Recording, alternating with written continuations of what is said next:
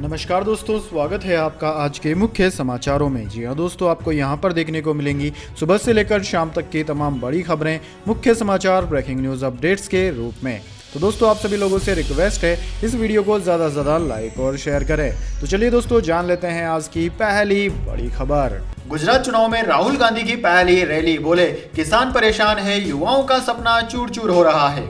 जी हाँ दोस्तों, गुजरात के चुनाव रण में कांग्रेस सांसद राहुल गांधी भी उतर गए हैं। सोमवार को उन्होंने गुजरात में अपनी पहली रैली की। राहुल गांधी ने सूरत में जनसभा को संबोधित किया। कांग्रेस सांसद ने कहा कि 70 दिन से हम लोग यात्रा कर रहे हैं, लाखों लोग हमारे साथ यात्रा पर चल रहे हैं, सारे जाति और धर्म के लोग यात्रा पर हैं। इस यात्रा के दौरान 2 लोग शहीद भी हुए हैं, लेकिन यात्रा नहीं रुकी। राहुल गांधी ने आगे कहा कि हिंदुस्तान को जोड़ने का काम एक गुजराती महात्मा गांधी ने किया था।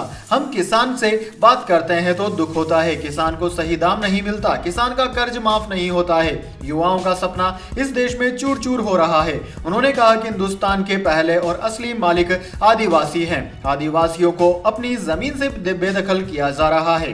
पूर्व कांग्रेस अध्यक्ष ने कहा कि मेरी दादी इंदिरा गांधी ने मुझे सिखाया कि देश के पहले मालिक आदिवासी हैं। बीजेपी नहीं चाहती कि आदिवासियों की तरक्की हो।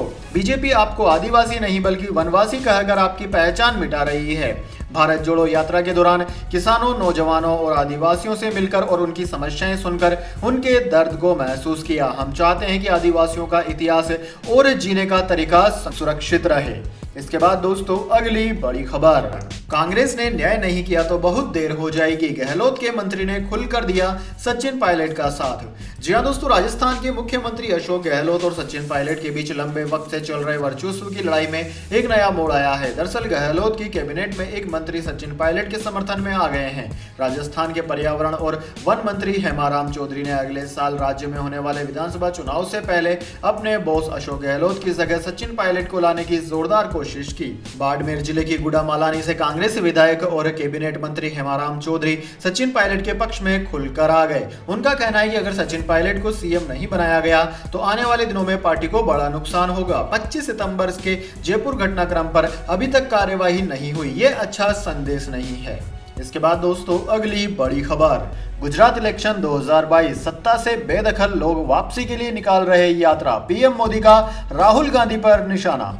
जी हां दोस्तों, प्रधानमंत्री मोदी ने सोमवार को कांग्रेस नेता राहुल गांधी की भारत जोड़ो यात्रा पर तंज कसते हुए कहा कि जिन लोगों को सत्ता से बेदखल कर दिया गया है वे अब सत्ता में आने के लिए यात्रा निकाल रहे हैं। चुनावी राज्य गुजरात के सुरेंद्र नगर में आयोजित एक जनसभा को संबोधित करते हुए मोदी ने कहा कि विपक्षी दल कांग्रेस चुनाव में विकास की बात ना करके उनको औकात दिखाने की बात कर रही है। प्रधानमंत्री ने कहा कि कांग्रेस अब चुनाव में विकास की बात नहीं करती है, इसकी जगह कांग्रेस के नेता मुझे औकात दिखाने की बात करते हैं। उनका घमंड देखिए, निश्चित तौर पर वे एक शाही परिवार से हैं, जबकि मैं एक जनसेवक हूं, मेरी कोई औकात नहीं है। इसके बाद दोस्तों, अगली बड़ी खबर। इस्तीफों के बाद मस्क ने देर रात अचानक ली ट्विटर के कोडर्स की क्लास, सभी रह गए हैरान। जी हां दोस्तों, ट्विटर के सैकड़ों कर्मचारियों के एक साथ इस्तीफे देने के एक दिन बाद शनिवार को नए सीईओ एलन मस्क ने अन्य स्टाफ को एक SOS भेजा। मैसेज में उन्होंने कहा कि जो भी स्टाफ सॉफ्टवेयर सेक्शन से जुड़ा है वो कृपया आज दोपहर 2 बजे 10वीं मंजिल पर रिपोर्ट करे। मस्क ने एक ईमेल में सॉफ्टवेयर इंजीनियरों को सैन फ्रांसिस्को ऑफिस में आने को कहा। इमरजेंसी केस वाले कर्मचारियों को ही इसमें न आने की छूट दी गई थी।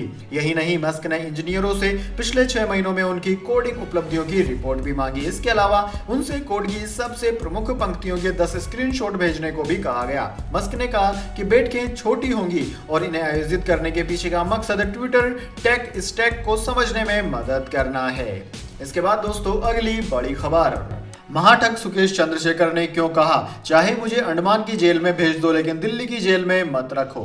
जी हां दोस्तों, महाठग सुकेश चंद्रशेखर ने एक बार फिर दिल्ली की जेल से किसी भी दूसरे राज्य की जेल में जाने के लिए सुप्रीम कोर्ट का दरवाजा खटखटाया है। सुप्रीम कोर्ट में दलील देते हुए सुकेश के वकील ने सोमवार को कहा कि उसे किसी भी जेल में भेज दीजिए लेकिन दिल्ली की जेल में मत रखिए। अदालत चाहे तो उसे अंडमान निकोबार की जेल में भेज दे। दरअसल दोस्तों, सुकेश का कहना है कि परिवर्तन निर्देशालय यानी कि ईडी के सामने किए गए उनके खुलासे के बाद 100 से ज्यादा जेल अधिकारियों के खिलाफ कार्यवाही चल रही है। सुकेश ने कहा कि उसने दिल्ली के जेल मंत्री सत्येंद्र जैन पर भी आरोप लगाए, उसके बाद से उसे अपनी जान का खतरा है।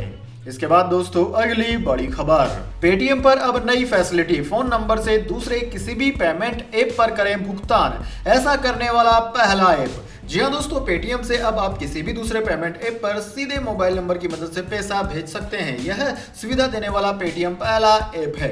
अभी तक ऐप से पेमेंट करने के 4 ही ऑप्शन थे। पहला क्यूआर कोड स्कैन करके, दूसरा यूपीआई आईडी से, तीसरा एक ही प्लेटफॉर्म से 2 यूजर्स के बीच में फोन नंबर से और चौथा बैंक अकाउंट डिटेल की मदद से। दोस्तों, फोन पे और गूगल पे के बाद पेटीएम तीसरा सबसे बड़ा यूपीआई पेमेंट ऐप भी है। यूपीआई से होने वाले लेन देन का दायरा लगातार बढ़ता जा रहा है। यूपीआई के जरिए अक्टूबर में कुल 730 करोड़ ट्रांजैक्शंस किए गए। अक्टूबर में कुल 12.11 लाख करोड़ रुपए से अधिक का यूपीआई ट्रांजैक्शन हुआ। सितंबर में 11.16 लाख करोड़ रुपए के 678 करोड़ यूपीआई ट्रांजैक्शन हुए थे। इसके बाद दोस्तों अगली बड़ी खबर, 24 साल पहले मैंने की थी T20 क्रिकेट की शुरुआत, ऑनलाइन सत्संग में राम रहीम ने किया दावा।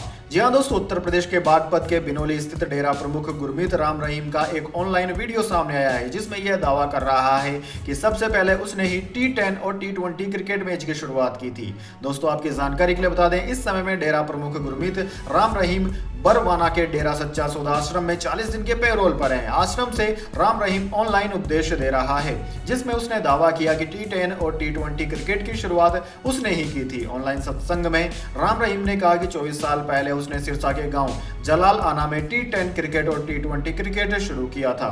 तब बड़े बड़े प्लेयर कहते थे कि यह कोई क्रिकेट है, कोई खेलने नहीं आता था, और अब आज पूरी दुनिया ने इसे अपना लिया है। इसके बाद दोस्तों अगली बड़ी खबर, राज्यपाल की शिवाजी पर टिप्पणी से उपजी नाराजगी के बाद डैमेज कंट्रोल की कोशिश में है बीजेपी। जी हां दोस्तों, महाराष्ट्र के राज्यपाल भगत सिंह कोश्यारी की शिवाजी महाराज पर टिप्पणियों के बाद केंद्रीय मंत्री नितिन गडकरी ने अपनी चुप्पी तोड़ी। केंद्रीय मंत्री नितिन गडकरी ने कहा कि शिवाजी महाराज हमारे भगवान है। गौरतलब है कि कोश्यारी ने 2 दिन पहले शिवाजी की तुलना नितिन गडकरी से की थी। उन्होंने कहा था कि शिवाजी महाराज एक पुराने आदर्श बन गए हैं, अब आप बाबा साहब अम्बेडकर से लेकर नितिन गडकरी को आदर्श बना सकते हैं। दोस्तों, आपकी जानकारी के लिए बता दें, कोश्यारी की शिवाजी महाराज से संबंधित इस टिप्पणी को लेकर महाराष्ट्र में सियासत तेज हो गई है। मुख्यमंत्री एकनाथ शिंदे ने बाला साहेब जी शिवसेना के विधायक संजय गायकवाड़ ने राज्यपाल भगत सिंह कोश्यारी द्वारा छत्रपति शिवाजी महाराज पर की गई टिप्पणी को लेकर सोमवार को उन्हें राज्य से बाहर हस्तांतरित करने की मांग की है। इसके बाद दोस्तों अगली बड़ी खबर, बेंगलुरु एयरपोर्ट में अडानी को नहीं मिलेगी हिस्सेदारी, इस कंपनी का डील से इनकार। जी हां दोस्तों, बीते कई दिनों से चर्चा हो रही थी कि बेंगलुरु एयरपोर्ट में मेजॉरिटी हिस्सेदारी खरीदकर अडानी ग्रुप एंट्री करने की तैयारी में है। ब्लूमबर्ग की एक रिपोर्ट के बाद इस तरह का दावा किया जा रहा था, लेकिन अब फेयरफॉक्स फाइनेंशियल होल्डिंग्स ने इन कयासों पर विराम लगाते हुए साफ कर दिया है कि बेंगलोर इंटरनेशनल एयरपोर्ट लिमिटेड में उसका हिस्सेदारी बेचने का कोई इरादा नहीं है। फेयरफैक्स फाइनेंशियल होल्डिंग्स के चेयरमैन कनाडा के उद्योगपति प्रेम वॉट्स हैं। इस कंपनी का हेडक्वार्टर टोरंटो में है। 11 नवंबर को बेंगलुरु एयरपोर्ट के दूसरे टर्मिनल का पीएम मोदी ने उद्घाटन किया था। ब्लूमबर्ग की रिपोर्ट के बाद कंपनी ने साफ किया कि वो एयरपोर्ट में अपनी हिस्सेदारी नहीं बेचेगी और इसका इरादा इसे दुनिया का बेस्ट एयरपोर्ट बनाने का भी है। इसके बाद दोस्तों अगली बड़ी खबर, शेयर बाजार में गिरावट, सेंसेक्स 500 अंकों से ज्यादा टूटा। टेक महिंद्रा में 2% की गिरावट, ईज माई ट्रिप 20% उछला। जी हां दोस्तों, हफ्ते के पहले कारोबारी दिन यानी कि सोमवार को शेयर बाजार में गिरावट रही। सेंसेक्स 518 अंक यानी कि 0.84% की गिरावट के साथ 61,144 पर बंद हुआ। निफ्टी भी 153 अंक यानी कि 0.84% टूटकर 18,154 पर बंद हुआ। दोस्तों, सेंसेक्स के 30 में से 22 स्टॉक्स में गिरावट रही। सेंसेक्स पर टेक महिंद्रा सबसे ज्यादा 2.19% टूटा।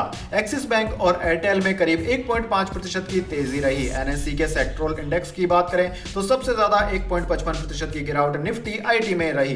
निफ्टी रियल्टी 1.27% टूटा। ऑटो, फाइनेंशियल सर्विस और फार्मा इंडेक्स में 0.50% से ज्यादा की गिरावट रही। निफ्टी मेटल 0.81% और बैंक 0.46% गिरा। सरकारी बैंक इंडेक्स में 1.41% की तेजी रही।